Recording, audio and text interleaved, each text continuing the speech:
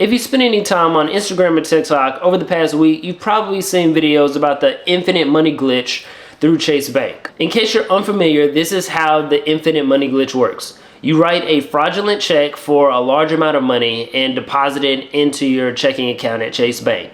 You then go to the ATM and withdraw that same amount of money that you just deposited. Lots of people have been publicizing their crimes, and it almost got my business account suspended through Chase Bank. Here's what happened. As you may or may not know, I create ads for businesses which helps them promote their events or reach an audience online. Earlier in the week, I went to a follow-up meeting with a company that wanted to create an ad, and this shoot involved multiple locations, so it involved a little bit of travel for me. And so I had to go home, get all the numbers that I needed so I could give them an appropriate number so they could pay for my services, which would be fair for me and fair for them. For these types of deals, to make sure that the client is serious, I make sure that I secure half of the payment up front, and then the other half will clear whenever I'm finished with the video. I deposit the check, and I don't really think much of it. So this is what normally happens for me.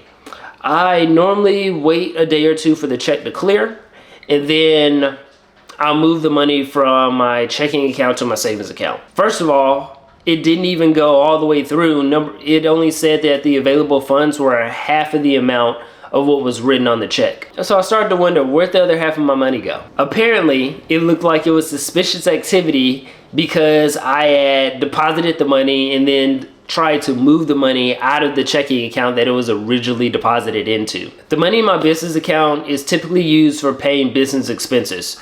I move everything else that's not business expense related to a separate savings account, so I can basically save money for, number one, in the future if there are like larger projects that I need to pour a little bit more money into, or number two, if I need like to buy new equipment or even rent equipment.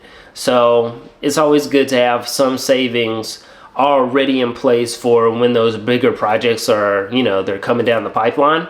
I already have the cash ready to accommodate those types of clients. So I go about my day because there's nothing that I can do about it, and I'm scrolling through Instagram.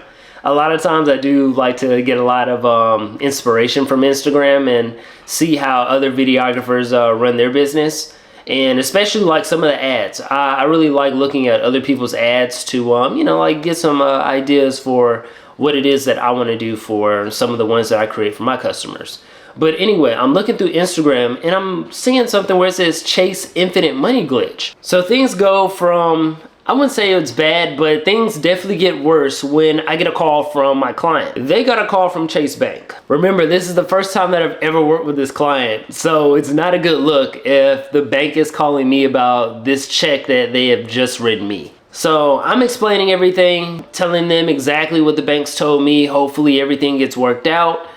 And the call didn't really end on a high note, but I at least feel like they didn't lose as much confidence in me as they could have.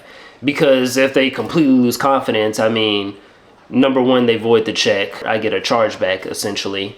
And the second half of the check is never coming. And I've already started on the work, so that would be a bad thing. Back to what this video is really about. There is no such thing as an infinite money glitch. Do you think we would get an infinite money glitch before Grand Theft Auto 6 came out? It doesn't exist in the real world. The account's in your name. There's no way for you to get away with it. So be smart, make smart financial decisions, and above all else, stop trying to get rich in a day.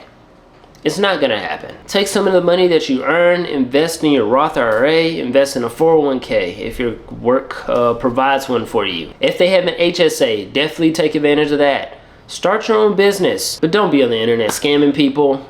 It's gonna come back for you. There's good money in legitimate business. All you have to do is show up, be consistent, and be honest about your capabilities. When your capabilities grow, your earnings will grow as well. You deserve to earn money, but you don't deserve to scam. Hopefully you can use what you've learned today to use money to create the life that you want to live.